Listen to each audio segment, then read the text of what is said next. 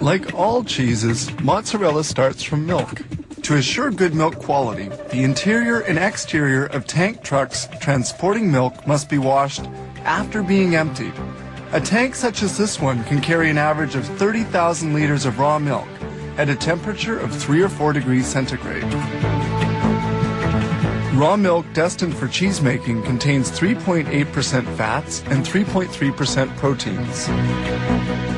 They store the milk and whey, a milk byproduct, in these immense silos, each with a capacity of 225,000 liters. This milk separator extracts surplus cream to adjust the percentage of fat according to the type of cheese to be made. Fabrication begins with this tank, which feeds the pasteurizer. Pasteurization sterilizes beverages which can easily ferment. Milk samples are drawn off to precisely determine their milk fat and protein content. Tests are carried out in this laboratory where they impose controls. These test tubes contain milk samples which will undergo microbiological analysis. Milk quality must be impeccable.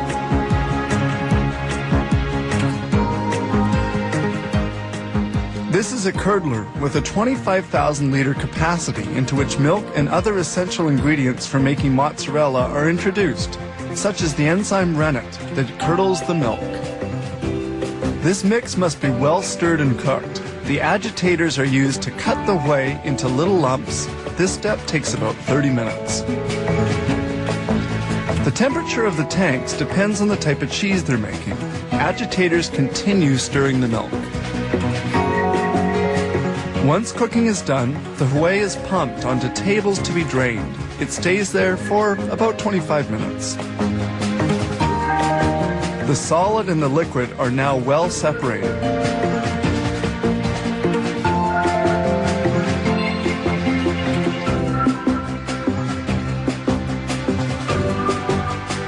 The liquid we see draining is called lactoserum.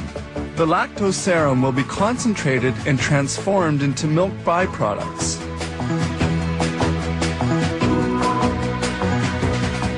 The water has been almost entirely extracted and the cheese particles are now sufficiently dry.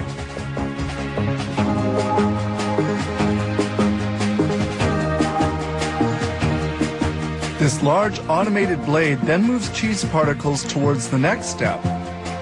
That is toward the molder.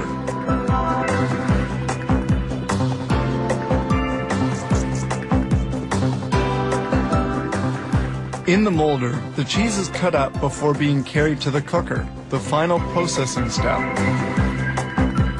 It appears that this mozzarella has just the right texture.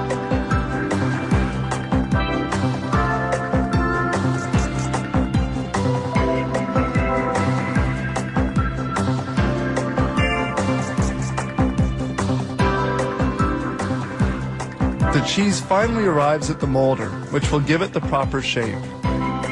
Each mold has a 2.5 kilo capacity and is rectangular. Brine, a salt solution, serves to cool as well as to salt the cheese blocks. The blocks are unmolded and fall into a brine tank.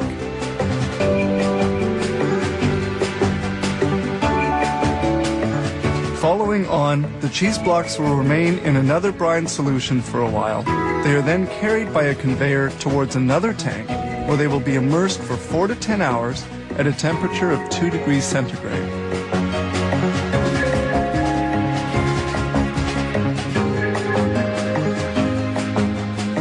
Sprays of brine remove the foam which forms at the surface of the tank.